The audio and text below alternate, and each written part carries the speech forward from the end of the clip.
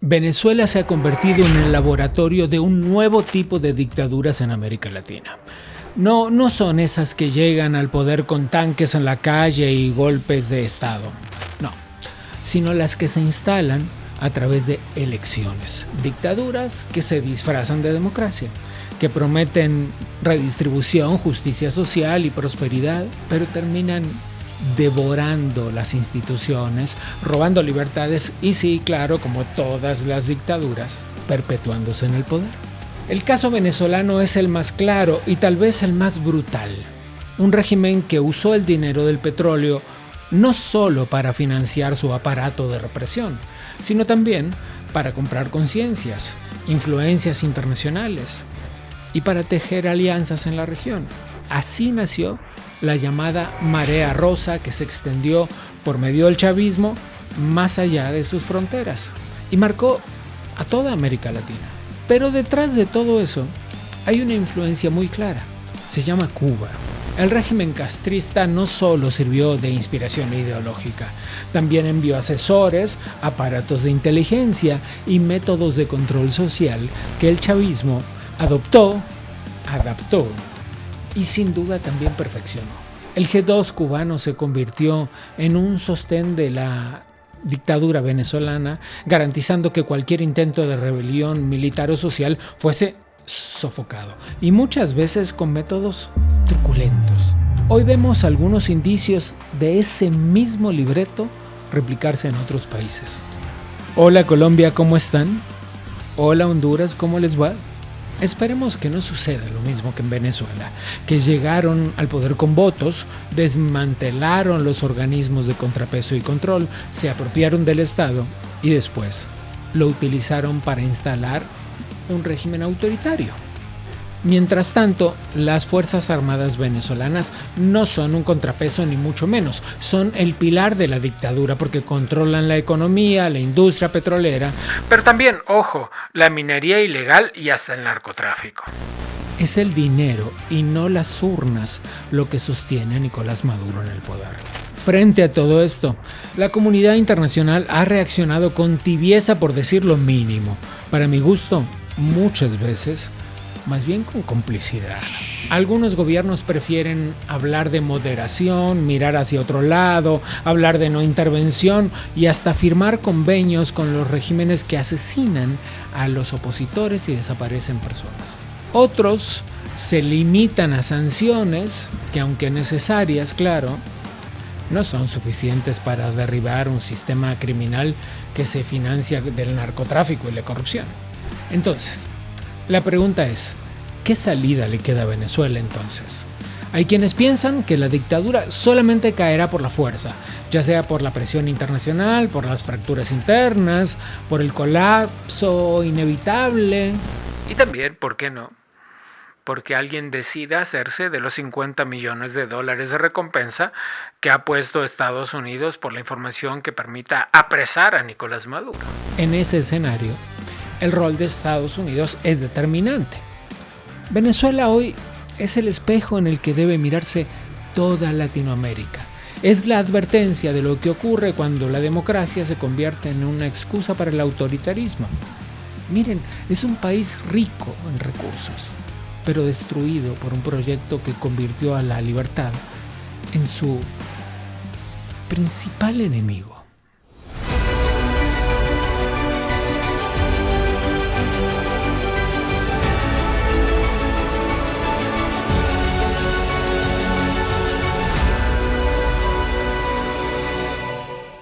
Así empezamos la 8ª temporada de Contracorriente. Ha sido un viaje largo y lleno de temas súper importantes para entender dónde vivimos, hacia dónde vamos, qué le pasa a este mundo convulsionado. De todo eso hablamos en las 7 anteriores y seguiremos hablando en esta. Como siempre, un agradecimiento inevitable al Adam Smith Center for Economic Freedom y a Carlos Díaz Rosillo, su director fundador. Vamos a empezar pues con las entrevistas del día de hoy.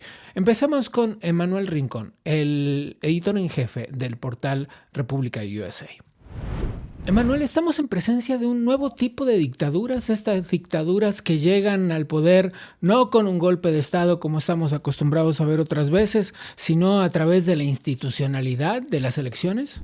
Hay, digamos, los últimos casos de dictaduras que han estallado en América Latina han ingresado a través de la vía democrática con promesas populistas de redistribución de riqueza, de supuestamente utilizar el Estado para sacar de la pobreza a los demás. Lo que hacen es evidentemente desperdiciar el dinero, generar estados sumamente represivos y posteriormente poco a poco ir virando hacia una dictadura. Pues Venezuela evidentemente es el caso más concreto, el caso más certero y fácil de entender, pero hay otros países que han intentado seguir esta dinámica. Por ejemplo, lo que está ocurriendo en Colombia con Gustavo Petro, lo que está ocurriendo en Brasil con Lula da Silva, lo que está ocurriendo en Honduras con el gobierno de los Zelaya.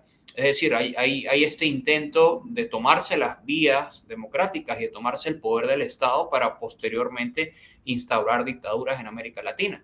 Ya luego que lo logren hacer con éxito, como lo hicieron en Venezuela, pues es una pregunta diferente. Ese es un caso en el que parece haber funcionado. ¿Cómo ves la actitud de algunos países que dicen actuar de manera moderada, no intervencionista, como es el caso de México o como es el caso de Brasil? Bueno, es básicamente lo mismo. Fíjate, cuando tú ves a gobiernos que se niegan rotundamente a condenar lo que es un robo de elecciones, lo que es una desaparición, asesinato de opositores, desapariciones forzosas, como ocurre en Venezuela, como ocurre en Cuba, y están constantemente firmando convenios económicos para financiar a estos regímenes, no solamente con el caso de Venezuela, sino también, por ejemplo, con Cuba. Pues ves claramente cuál es la dinámica y hacia dónde se quieren dirigir. Eh, en la primera pregunta precisamente había olvidado o no mencioné el caso de México, como bien dices, con respecto a Claudia Sheinbaum, pero Sheinbaum ha estado utilizando, está haciendo lo mismo que hizo Chávez en sus primeros años en el poder, está utilizando el dinero de Pemex, es decir, la empresa petrolera estatal, para regalarle petróleo a Cuba y tratar de salvarlos de la crisis energética que ellos han generado debido al despilfarro de recursos. Entonces, pues insisto, básicamente vemos cómo se apropian del Estado, llegan a través de las elecciones y luego utilizan su dinero para financiar sus ideales ideológicos y dictaduras en el resto de la región.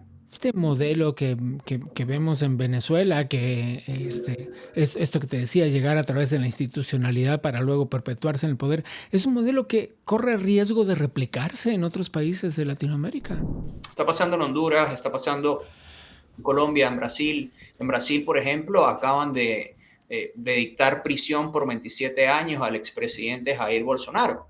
Lula da Silva, o mejor dicho, Alexandre de Moraes, que es un títere de Da Silva, o algunos dicen que es al revés, alega que Bolsonaro estuvo supuestamente implicado en un golpe de Estado, pero lo cierto es que, pues, todos los que saben lo que ocurrió en enero del 2000, eso fue 2023 o el 22, Ujú. Bolsonaro ni siquiera estaba en Brasil y él llamó abiertamente a sus seguidores a manifestarse, pero de forma pacífica. Entonces, ellos lo que hacen es evidentemente utilizar este lenguaje violento, este discurso de ellos. Ya vemos lo que ha ocurrido, por ejemplo, en Estados Unidos con el caso de Charlie Kirk. Todo el que Ujú. sea de derecha para ellos es un nazi, es un fascista, es un ultra, es lo que todos estos improperios que ellos han utilizado para criminalizar y deshumanizar a cualquier tipo de oposición o cualquier tipo de movimiento de derechas. Y esto pues está ocurriendo en Brasil, en Colombia también Petro llama a sus opositores nazis, fascistas, etcétera. En México igual, e insisto, sucesivamente es el mismo panorama que se viene repitiendo una y otra vez. Incluso hasta el propio Nicolás Maduro llama a sus detractores fascistas y nazis mientras él está asesinando a opositores. Sin duda, sin duda. Regresemos un poco a este fenómeno de Venezuela que se mira con tanta extrañeza desde el exterior porque muchas personas dicen, ¿cómo es posible? ¿Cómo una dictadura en estos tiempos? No hablemos desde luego de la de Cuba, instaurada hace casi 7 décadas ya. Pero ¿cómo en estos tiempos? ¿Qué es lo que pasa en este país que lo vuelve tan particular? ¿Por qué algunos países de la región intentan mirarlo? Ahora nos metemos ahí con cierta moderación, que suena a complicidad, pero ¿cómo es posible que una dictadura se instaure hoy?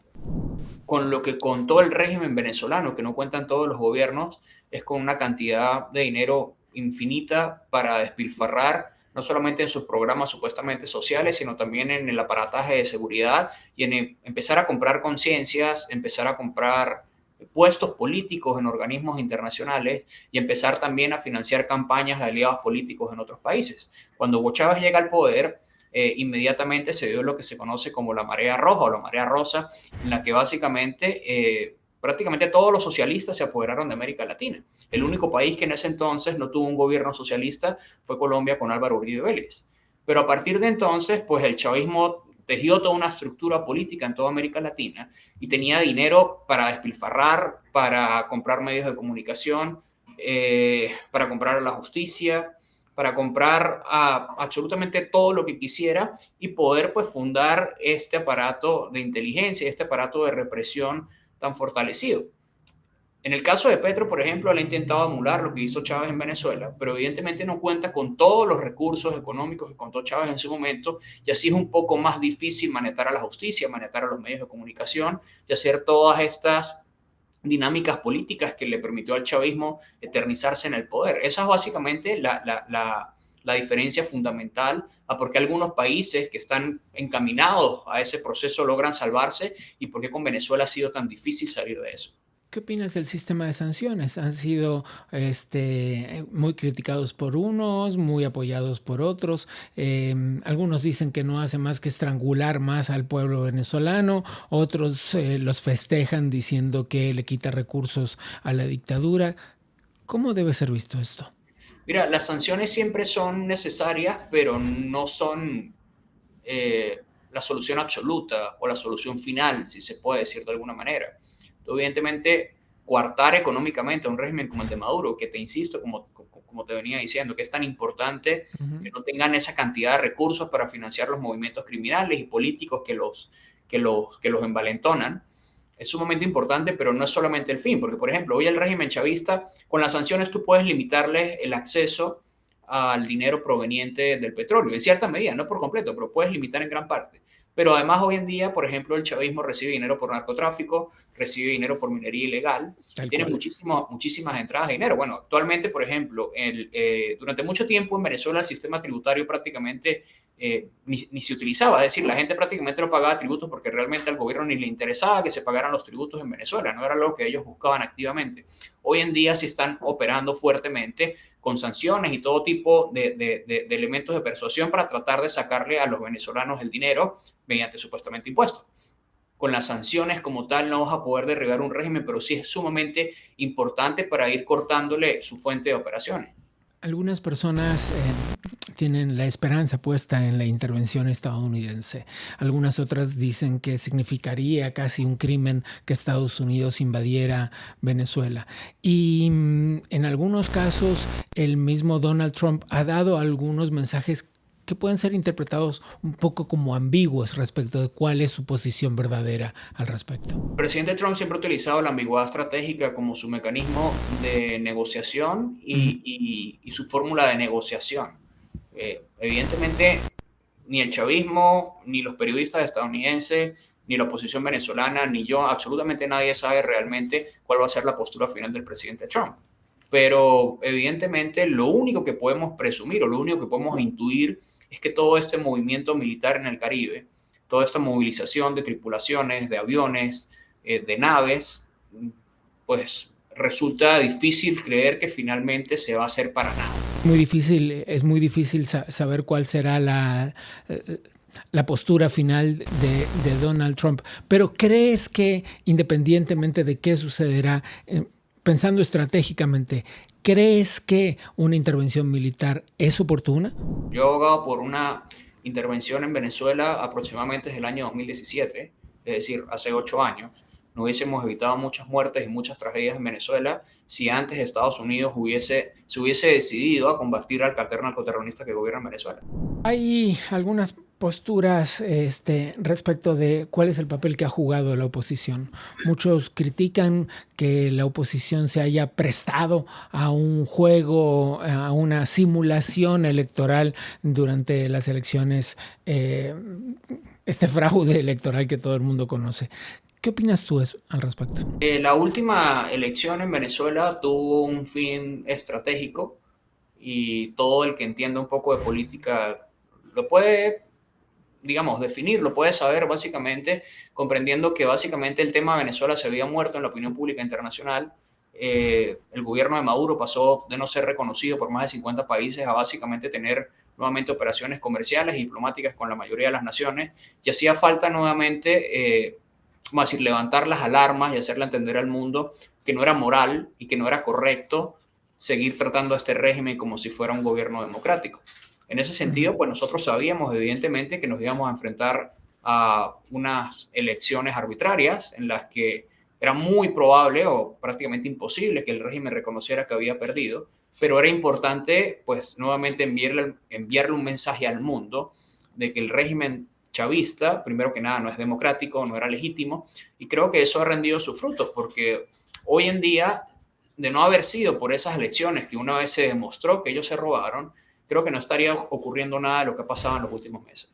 ¿Existe la posibilidad de una transición pactada o solo un colapso terminaría con la dictadura? Creo que yo lo he dicho muchas veces, a mí no me importa cómo salga el chavismo del poder, no me importa si ellos deciden retirarse por las buenas, no me importa si se negocia y se quieren ir a retirarse en Cuba o en Nicaragua, el país que ellos quieran, y tampoco me interesaría realmente si un dron les vuela la cabeza a todos. Realmente ya depende de ellos de cómo tengan que salir del poder. ¿Cuál es lo que tú consideras que es la vía más factible? Creo que la vía más factible es removerlos por la fuerza. Que implicaría un escenario internacional bastante complicado, ¿no? ¿No te parece? No necesariamente, porque la gente piensa que la única manera de que esto ocurra, o ese es el relato del chavismo, es que hayan, ellos lo que llaman los pies sobre la tierra, es decir, que hayan botas militares o tropas estadounidenses dentro de Venezuela.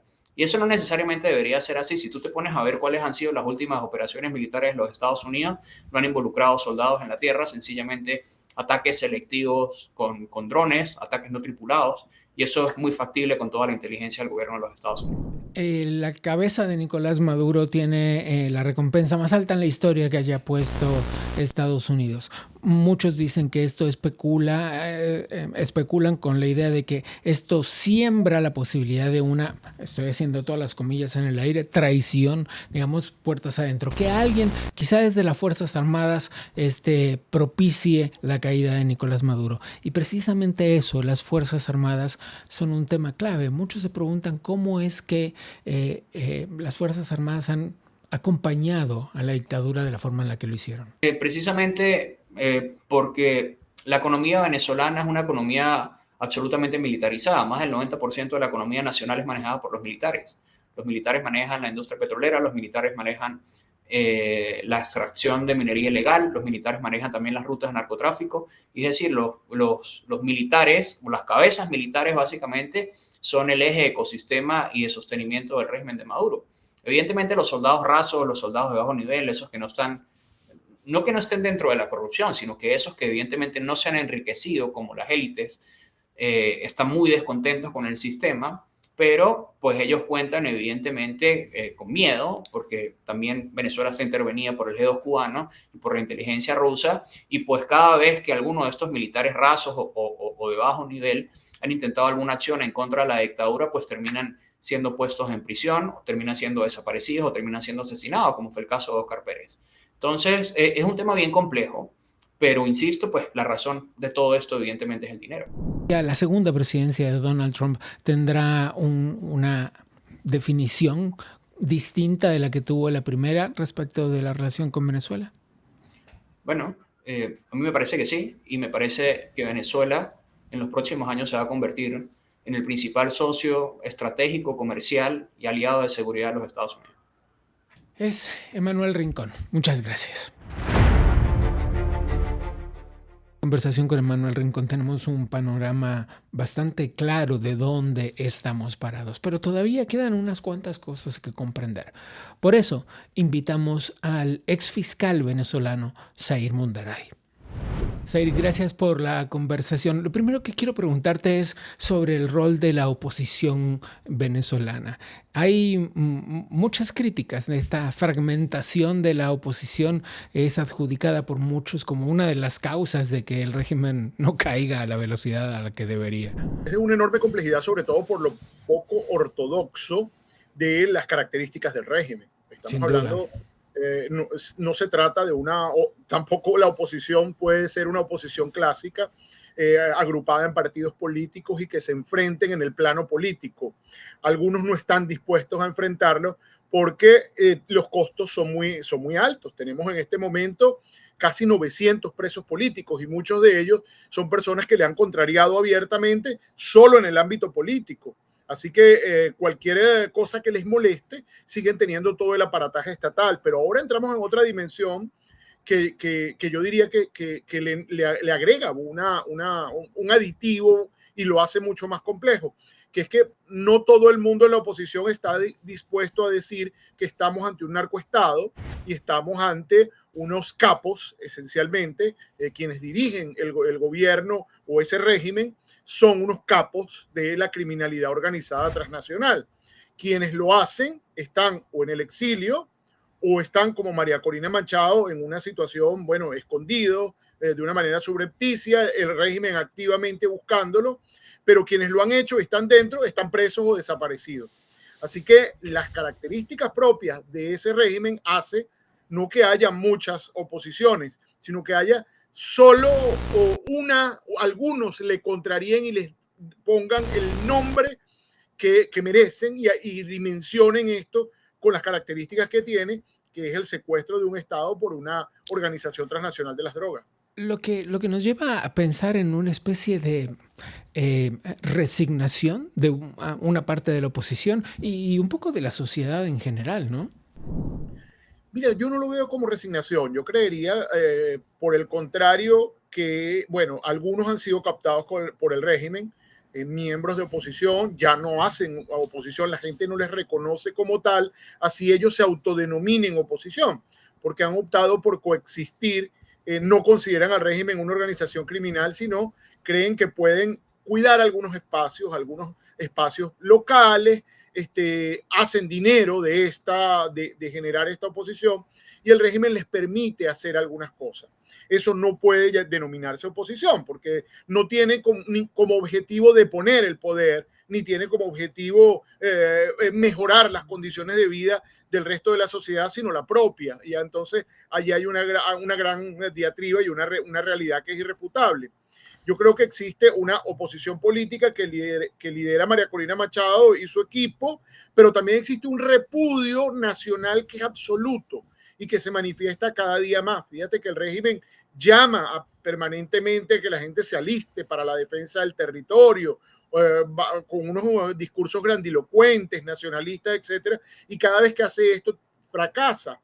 No tiene ninguna capacidad. Perdón, hago el pequeño paréntesis, Zair, para recordarle a las personas que nos están mirando lo que vimos hace un par de semanas, este llamado a armar la sociedad. Veíamos civiles trotando por las calles como si se tratara de una especie de revolución o algo por el estilo. Sí, absolutamente. Han intentado por todas las vías generar un discurso, una retórica nacionalista que unifique a la gente y pues no lo han logrado. Tanto que lo están haciendo en este momento, están coaccionando a los venezolanos a que quienes no se alisten en esta suerte de sainete nacionalista no podrán acceder a algunas de las dádivas que todavía el régimen otorga en materia de alimentación, salud, esas precariedades.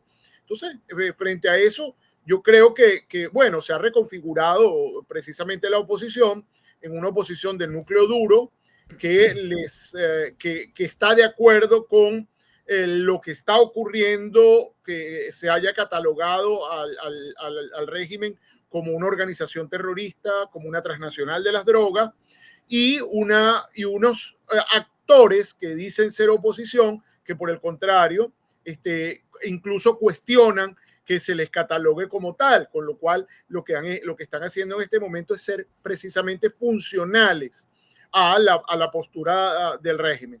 Entonces, yo creo que la Otra sociedad lo parte, tiene claro. esa es otra escena del sainete nacionalista del que hablas. Sí, sin duda. A veces es difícil de entender para quienes están fuera. Yo le escribía en estos días a los editores del Tiempo que titulaban: parte de la oposición venezolana no está de acuerdo con las acciones en el Caribe, pero se referían a Enrique Capriles. Enrique Capriles, a pesar de que fue alguna vez candidato de la oposición, todo el mundo, hay un consenso generalizado en el país de que no representa a la oposición ni representa lo que la ciudadanía quiere, que es un cambio radical de modelo. La postura de él es coexistir con ese modelo y jugar a que existe democracia, así no haya alternabilidad, así no haya libertad de prensa, no se respete propiedad privada, debido proceso, libertad religiosa, es decir, todos los atributos de la democracia, así no exista ninguno de ellos, el hacer una suerte junto a su grupo de transferencia, o de que sí existe eso, engañando totalmente a la comunidad internacional y engañándose a sí mismo, porque realmente tienen el repudio nacional.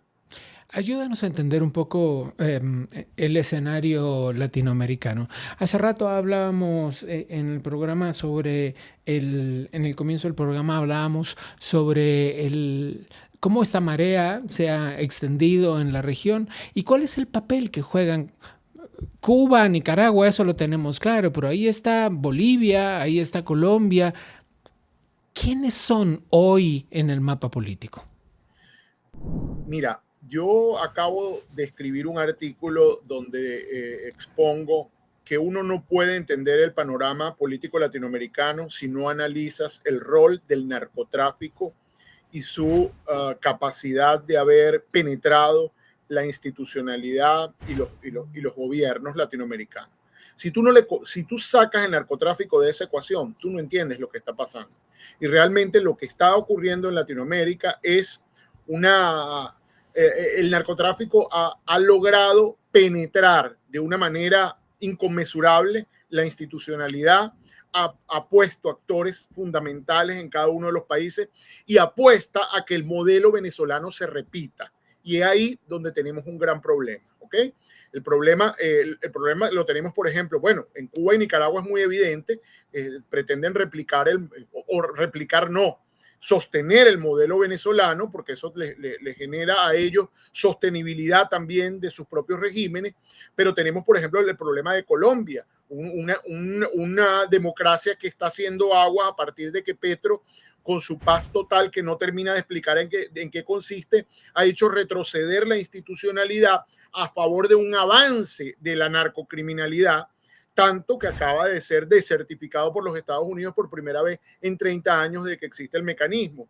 Tenemos el rol de Ecuador, que intentan las instituciones resistir, pero ¿a qué están resistiendo? Al derrumbe de la institucionalidad penetrada por el narcotráfico, por su salida al Pacífico. Han asesinado a líderes políticos, corrompen a las instituciones, etcétera. Lo mismo tenemos en Bolivia y lo mismo tenemos en Perú, sobre todo ahora con esta actividad en el Caribe que tiene los Estados Unidos para atacar la salida de drogas por esa zona. La zona del Pacífico se conflictúa porque esa ruta se fortalece y además la cocaína sube. Lo mismo tenemos en México, esa postura ambigua de no intervención, pero que en realidad tiene una inmensa afectación a toda la región, porque todos los carteles importantes de droga y que producen muchísima violencia en México tienen el monopolio del trasiego de la droga hacia los Estados Unidos, de modo que el narcotráfico del sur trabaja para los del norte, y esto es muy grave y generan unas economías que en muchos casos son más grandes que las economías de los estados, de algunos de los estados.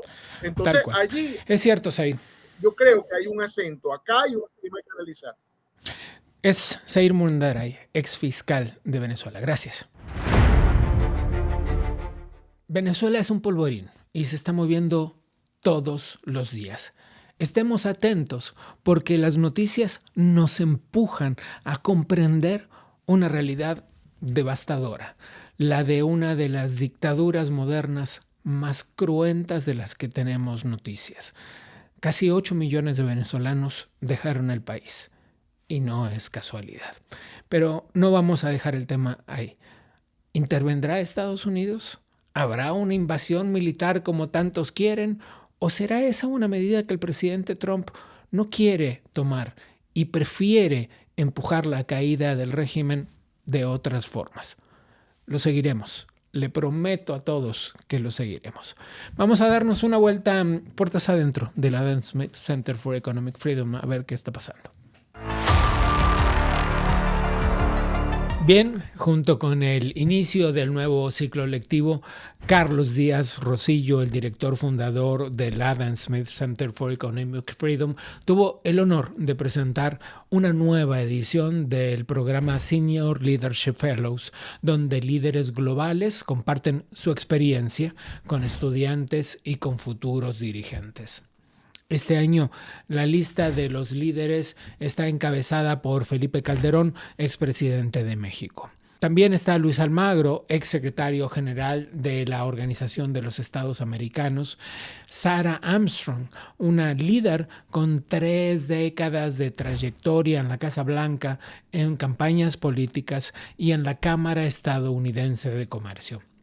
Además, Víctor Bisonó, ministro de Industria y Comercio de la República Dominicana, y Jan Abrek, un diplomático checo, experto en defensa y en relaciones transatlánticas. Por otro lado, se presentó el Índice de Burocracia 2025, que mide las trabas regulatorias que enfrentan las empresas en 21 países de América Latina, el Caribe y Europa. En este lanzamiento, Felipe Calderón compartió su visión sobre cómo reducir la burocracia, simplificar procesos y aprovechar la tecnología para impulsar el crecimiento. Se trata de una iniciativa que reafirma el compromiso del centro con la libertad económica, con la democracia y con el liderazgo global. Bueno, ahora sí, eso fue todo por hoy. Soy Gabriel Bauduco. A nombre del Adam Smith Center for Economic Freedom te doy las gracias y te invito a que nos acompañes la próxima.